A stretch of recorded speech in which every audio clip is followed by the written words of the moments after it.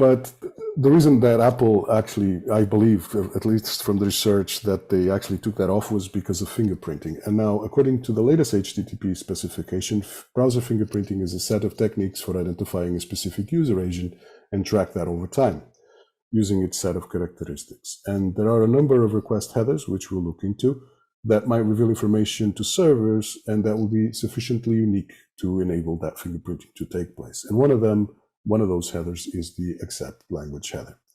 So I thought that it would be interesting to see this actually in practice. So what I've done is that I've used a tool called Cover Your Tracks, if the slide will move.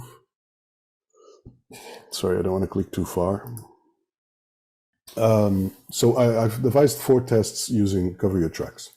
And I use the four browsers in their latest version and macOS. And in the first one, I use the regular window, and I specified my 4 language preferences I've shared before. The second one, I use the private incognito window, and I kept those as well. And then on the third one, I removed all of the language preferences. And on the fourth, I use again the private window.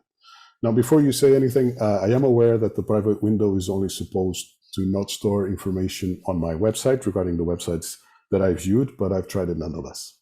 And if we look at the table, and with the information that we have on the site, according to their website, 33 bits is all that is necessary.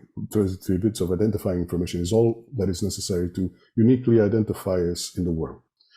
And the way that the browser characteristics, including the language preferences, are, or the amount of identifier information that is available for trackers and for online advertising is very high in Chrome, Firefox, and Opera if I have my language settings specified.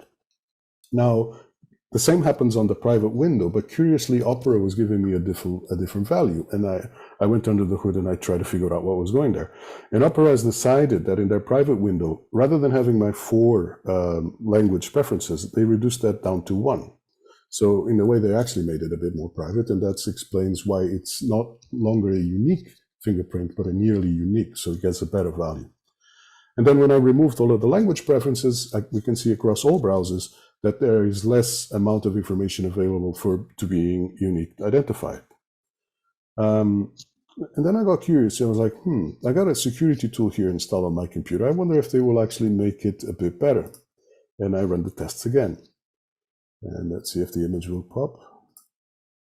There you go. So I had NordVPN. I have no affiliation with it. It's just a tool that I actually had. And I enabled threat protection, and I run the test again. And exactly with the same parameters, exactly the same browsers, and I got better results. Now, I run this around 2 o'clock, 3 o'clock in the morning, and I apologize for the upper results on when I remove the language preferences, because those values are not exactly correct, and I'll explain why. The reason behind that is that I have 2 screens. I have this one, and the one when I look to the left, I'm looking at my other screen. And when you actually have a browser in a different screen, the characteristics that are shared with that particular tool will be different. So I believe that 1651 would be probably because I somehow had the browser on the left side. Not very scientific and accurate to me. I apologize for that. But nonetheless, the results, we can actually see that the tool improves a little bit the ability that trackers will have to fingerprint us, but that they are still nearly unique. So in summary, if you decide to specify language preferences, you know that your user agent can be uniquely identified.